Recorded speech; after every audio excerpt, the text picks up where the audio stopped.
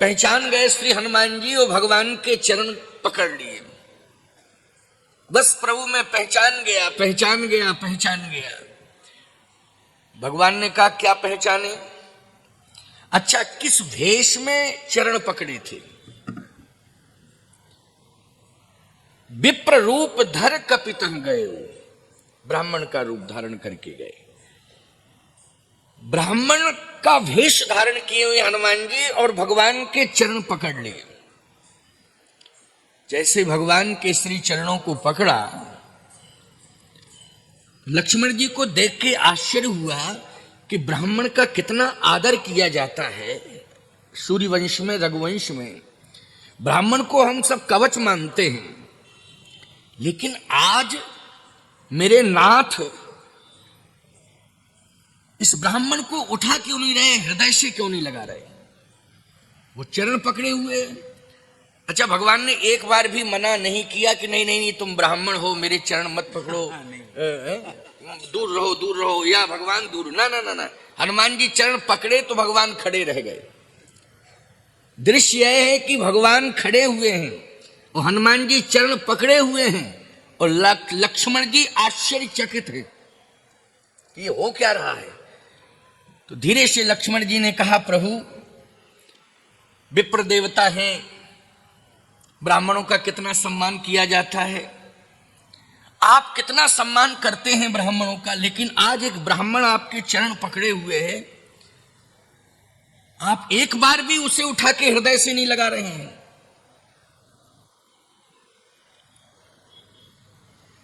भगवान ने कहा ये असली ब्राह्मण नहीं है,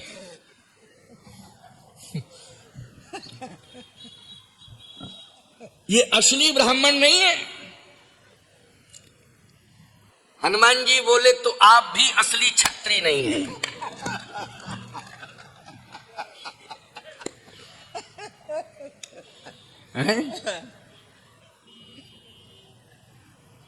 क्योंकि कौशलेश दशरथ के जाए,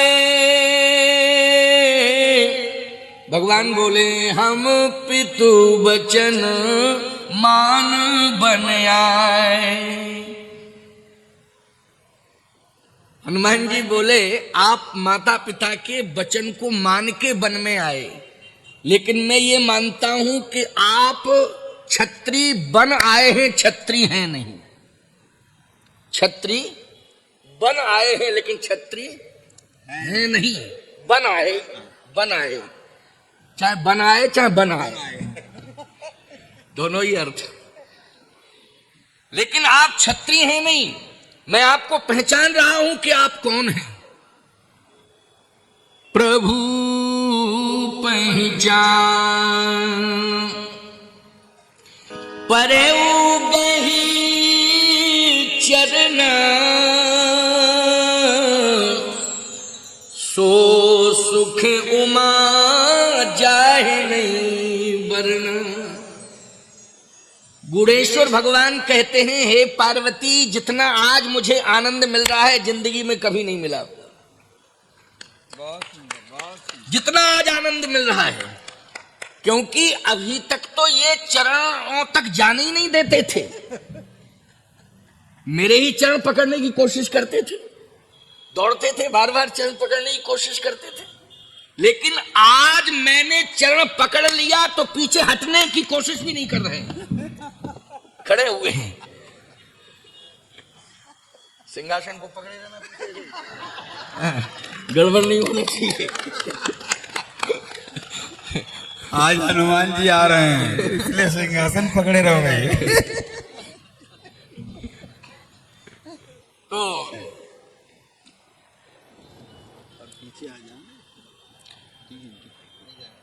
आज हे पार्वती देखो कितना आनंद आ रहा है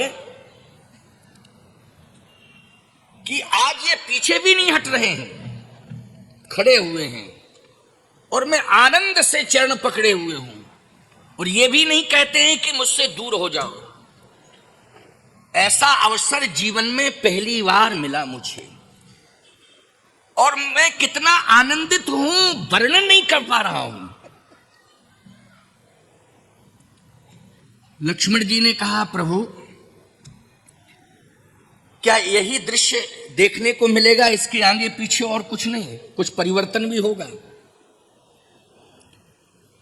भगवान ने कहा, अपने आप इनको हटना हो उठना हो तो हट जाए, उठ जाए, लेकिन मैं तो नहीं कहूंगा, मैं नहीं कहूंगा। अपने आप इनको हटना हो उठना हो जाना हो तो चले जाएं, मैं नहीं कहूंगा। तो क्या आप इन्हें छोड़ के आगे भी नहीं जा सकते हैं? हे लक्ष्मण, इन्हें ना हम छोड़ के जा सकते हैं ना तुम छोड़ के जा सकते हो। अगर हम तुम दोनों ही इन्हें छोड़ के चले गए तो दोनों की नैया डूब जाएंगी। ये साधारण नहीं है। अच्छा बोलो भाई, राम जी की नैया को किसने पार किया? हनुमान जी ने। लक्ष्मण जी के प्राण किसने बचाए? हनुमान जी ने। माता सीता के अस्तित्व को किसने सुरक्षित किया? हनुमान जी ने किया। तो कैसे छोड़ के जा सकते हैं? ना तो उठा रहे हैं ना छोड़ के जा सकते हैं। भगवान ने कहा कि चरण को पकड़ के रह गए हो, कुछ कहोगे भी कि केवल चरण ही पकड़े रहोगे? हनुमान जी ने कहा, मैं आपको पहचान गया कि आप कौन हैं। भगवान ने कहा, अच्छा मेरे को पहचाने हो तो जरा बताओ मैं कौन हूं। हनुमान जी ने कहा, जग कारण तारण भव भंजन धरनी भार, कह तुम अखिल भुवन पति,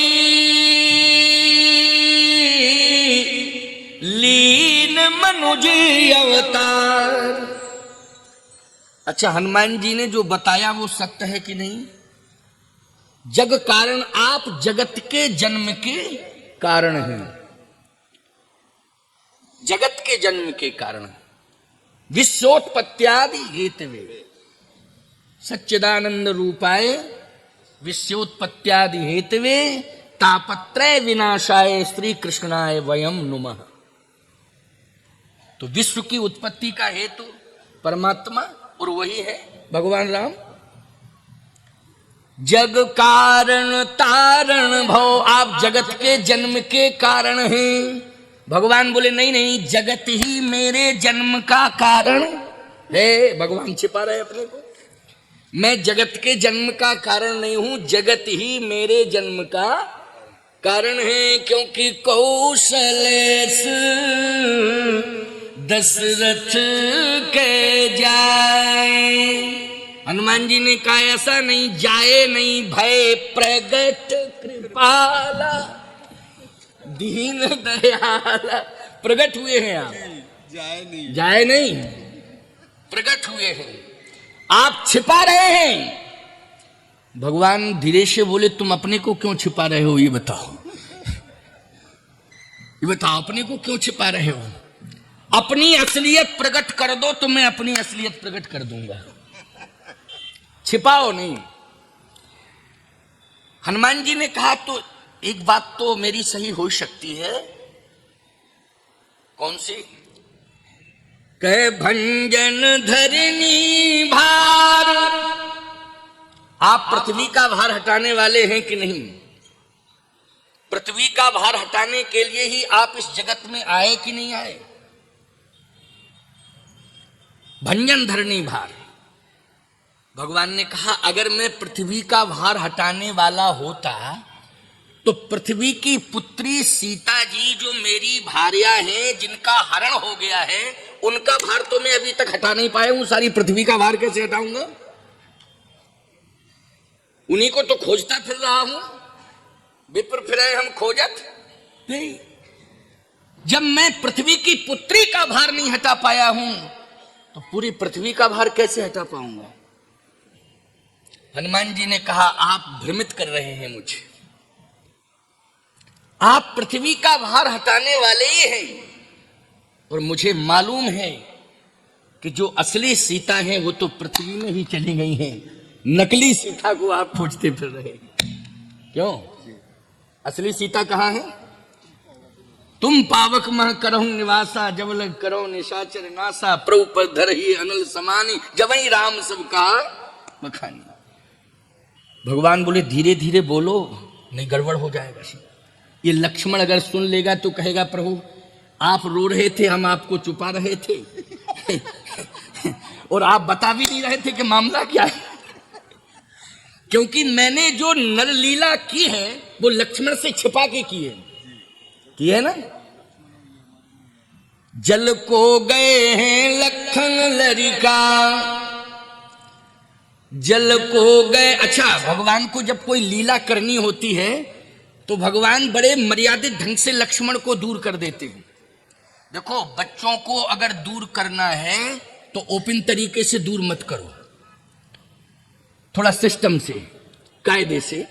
अगर कोई बात आपको गोपनीय करनी, भाई बच्चों को बात पचती नहीं है, तो आपको यदि गोपनीयता भंग ना हो, इसके लिए बच्चों को अगर थोड़ा दूर करना है तो डांट डपट के दूर मत करो।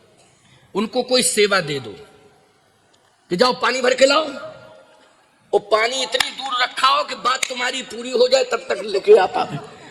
ये नहीं कि अधूरी बात में बीच में लेके आ जाए तो गड़बड़ हो जाएगा सब। भगवान को पता है कि झरना दूर है, भगवान को ये पता है जहां लीला नरलीला कर रहे थे तो भगवान को ये पता है कि यहां से झरना दूर है। तो लक्ष्मण से कहा बेटा लक्ष्मण, भैया लक्ष्मण, प्यास बहुत तेज लगी है तो तुम पानी लेके आओ। लक्ष्मण जी ने कहा बिल्कुल। जल को गए हैं लखन लरिका, परखों पिए छाए घड़ी के उठाए। किशोरी जी कहती हैं छोटा बच्चा है, पानी थोड़ा दूर है, झरने का जल दूर है, लेने गया है, तब तक इस बट वृक्ष की छाया में हम और आप थोड़ी देर के लिए रुक जाएं तो परखों, परखों मानी थोड़ा इंतजार। परखों शब्द यहाँ समझ लेते होंगे? नहीं। क्या क्या कहते हैं यहाँ? रुक जाना ठीक, रुक जाना ही ठीक है ना, रुक जाना।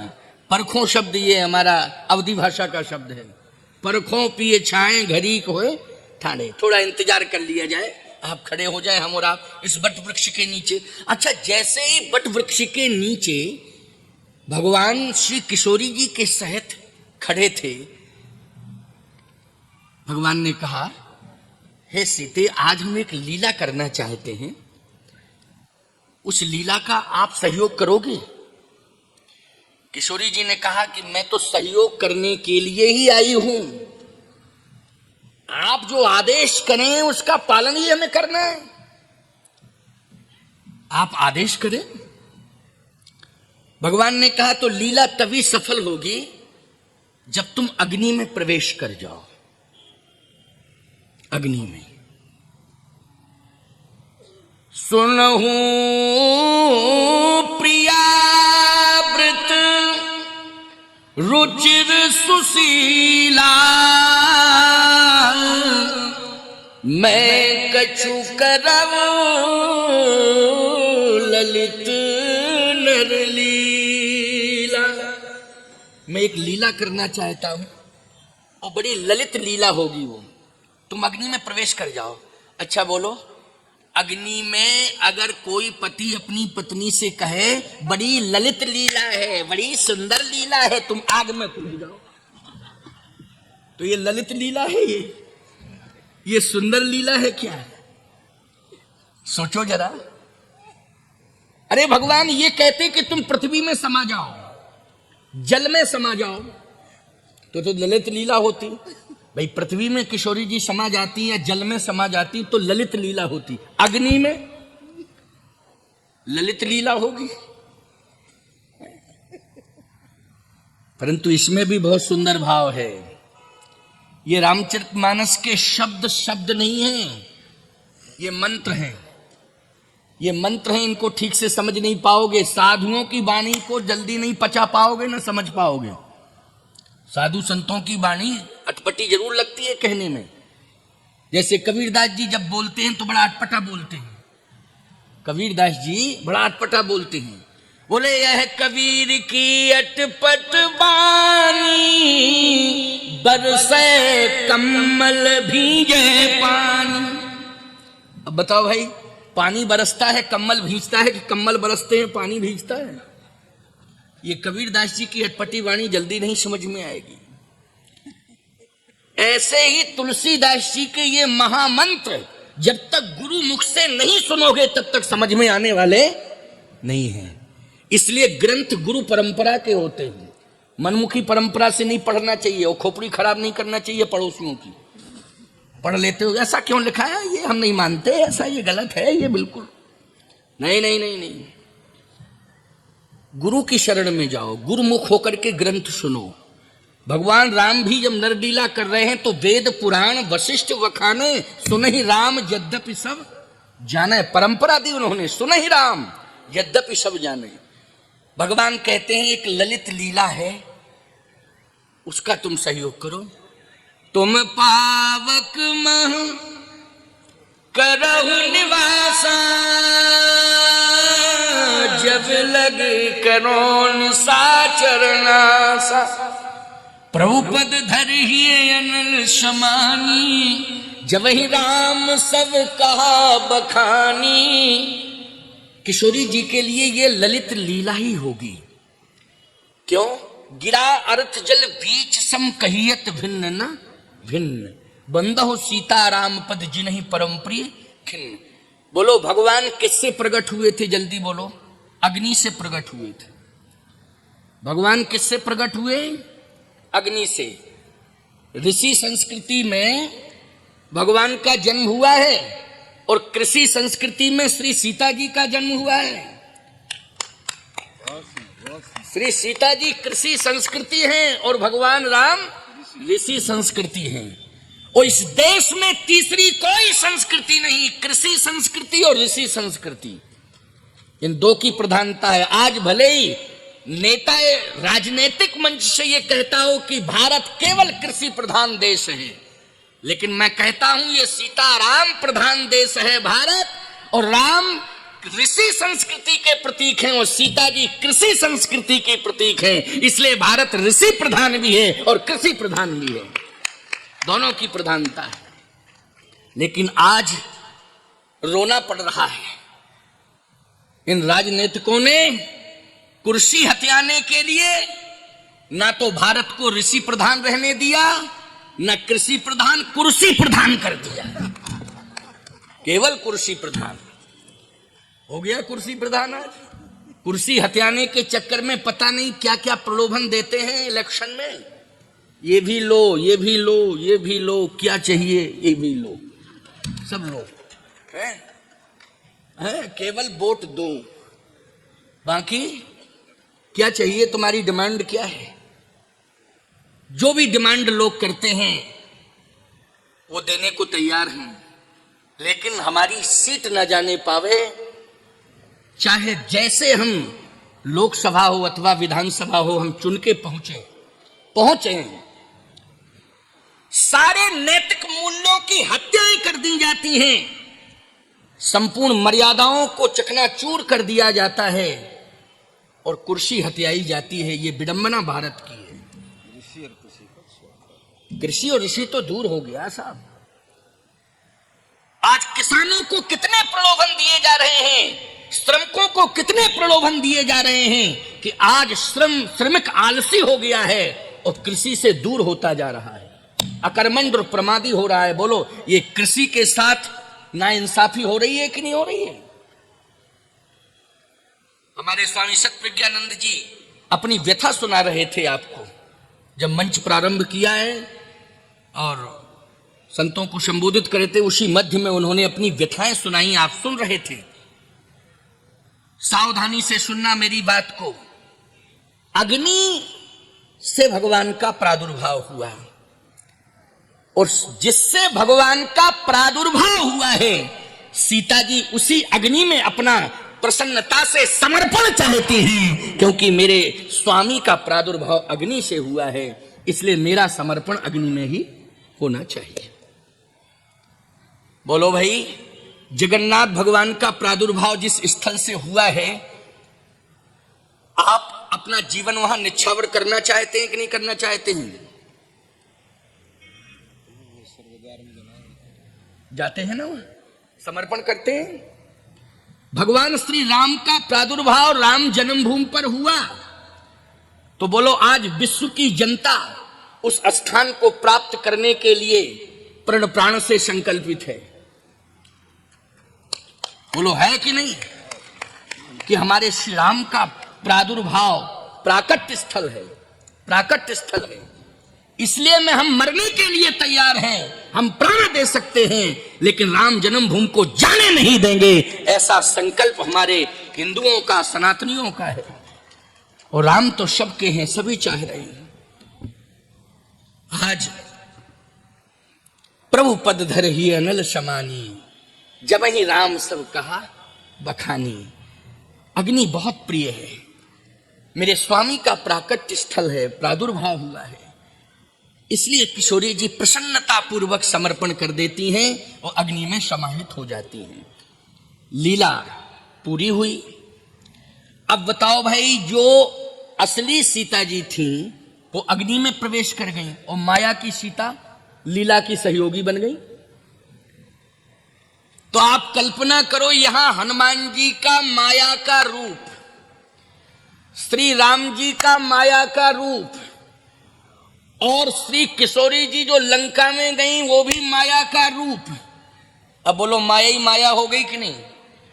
भगवान राम ने कहा कि जब तक तुम असली रूप में प्रकट नहीं हो जाओगे तब तक हम तुम्हें स्वीकार करने वाले नहीं हैं। एक और बढ़िया बात इसी क्रम में आ रही है। भंजन धरणी भार कहे तुम अखिल भुवनपति, आप अखिल भुवनपति हैं।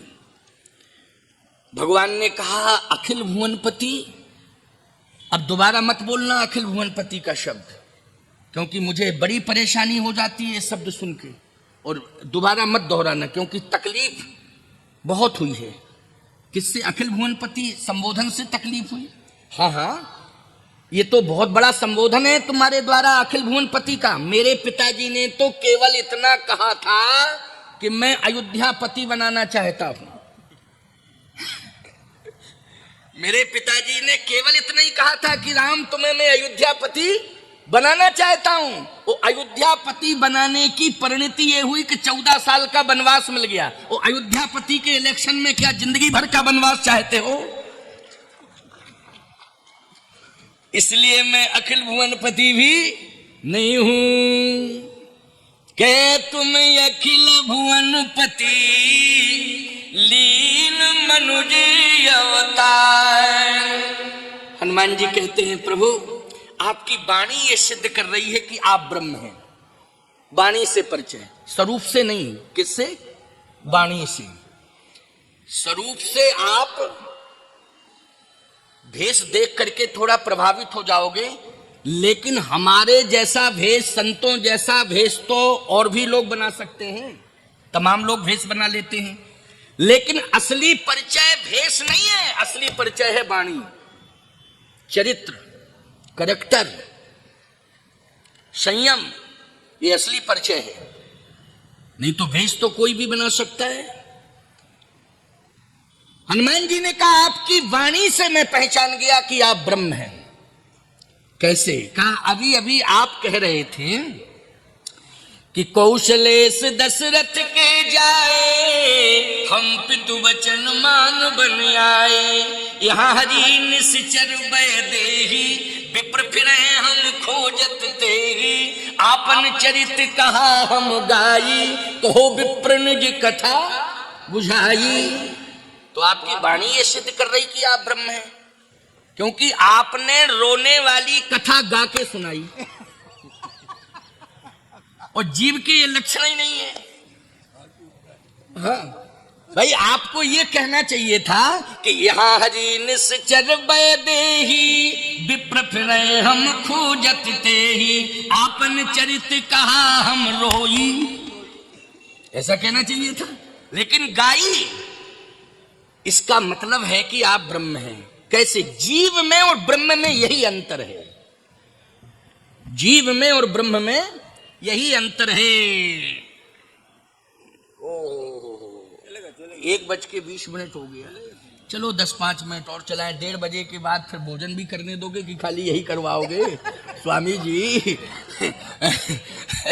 थोड़ा बहुत तो आधार रूप में कुछ ना कुछ ले लिया जाए तो ठीक ही है।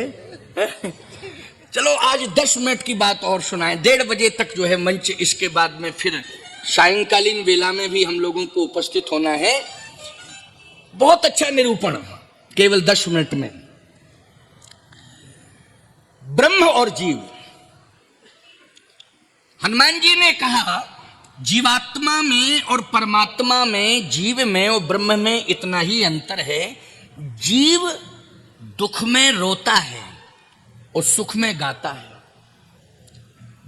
लेकिन ब्रह्म सुख में भी गाता है और दुख में भी गाता है, दोनों में ही गाता। वो रोता है ही नहीं। ये तो जीव के लक्षण है कि वो सुख मिला तो गाने लगा और दुख मिला तो रोने लगा।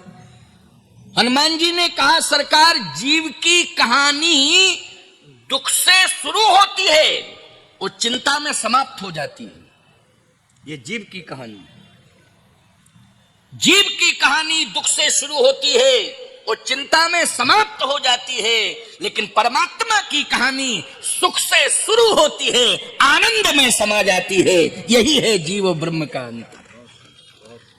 और आज मैं यही दर्शन कर रहा हूं कि आप कह रहे हैं मेरे पिता का मरण हो गया, पत्नी का हरण हो गया, हम गा के सुना रहे। ये रोने वाली कथा आप गा के सुना रहे। छिपाइए नहीं अपने आप को। मैं चरणों में ही रहूंगा और चरणों से मुझे पृथक मत कीजिए। इसलिए प्रभु पहचान परऊ गही चरण, सो सुख उमा जाए नहीं बरना। भगवान ने कहा लेकिन एक बात मैं कह रहा हूं, आने में विलंब कर दिया आपने। अगर आप चित्रकूट में आ गए होते। भाई ये लोग थोड़ा सा, हमने कहा ये चेले हैं हमारे वैसे, लेकिन अच्छा ये चेले जरूर है मेरे, लेकिन 6 फीट 6 अंगुल ऊंचे हैं। हाँ है ना भाई। हनुमान जी का रूप देख लीजिए आप और राम जी का रूप देख लीजिए, लेकिन फिर राम जी जब विराट रूप दिखाते हैं तो हनुमान जी को सोचना पड़ता है। तो प्रभु पहचान परऊ गही चरना। एक निवेदन है मेरा, प्रभु चरणों से दूर मत करिए। भगवान ने कहा समस्या यह है कि चरणों से मैं दूर तो नहीं करता, लेकिन चित्रकूट में आ गए होते, 11.5 वर्ष तक मैं रहा, अगर आप चित्रकूट में आ गए होते तो चरण में जगह मिल जाती।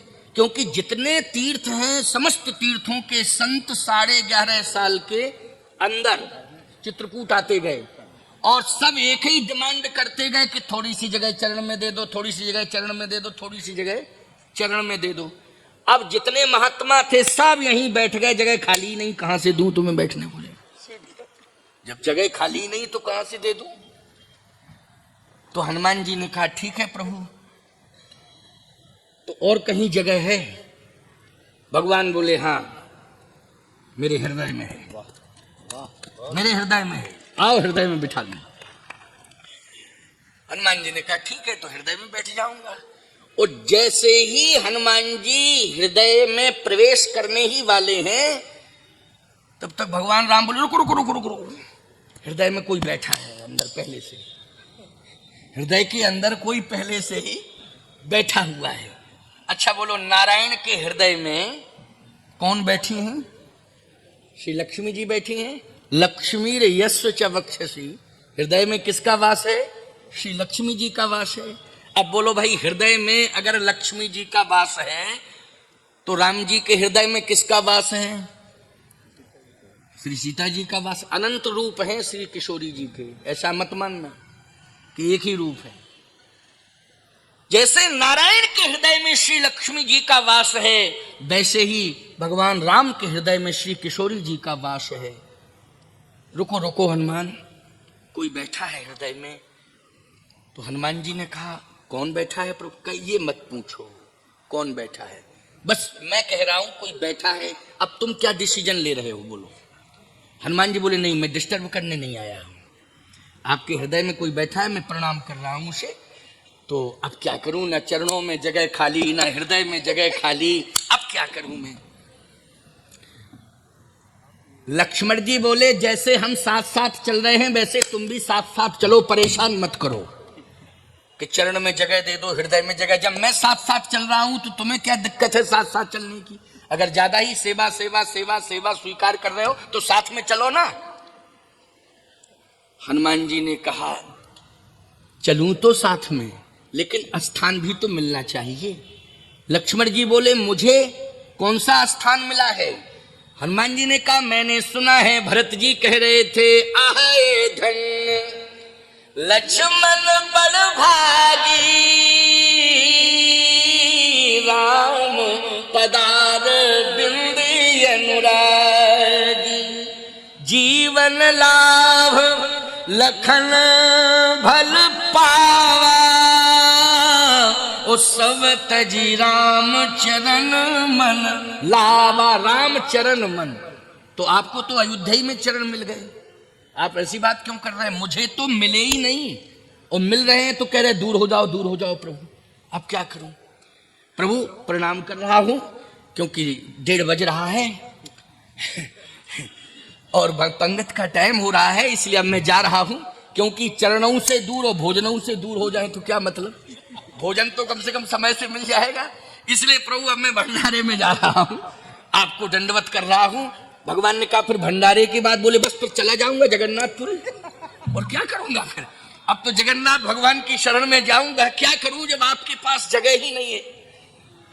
भगवान ने कहा मैं तुम्हारे बिना एक सेकंड नहीं रह सकता हूं हनुमान, मैं सीता के बिना रह सकता हूं, मैं लक्ष्मण के बिना रह सकता हूं, लेकिन हनुमान के बिना मैं नहीं रह सकता हूं।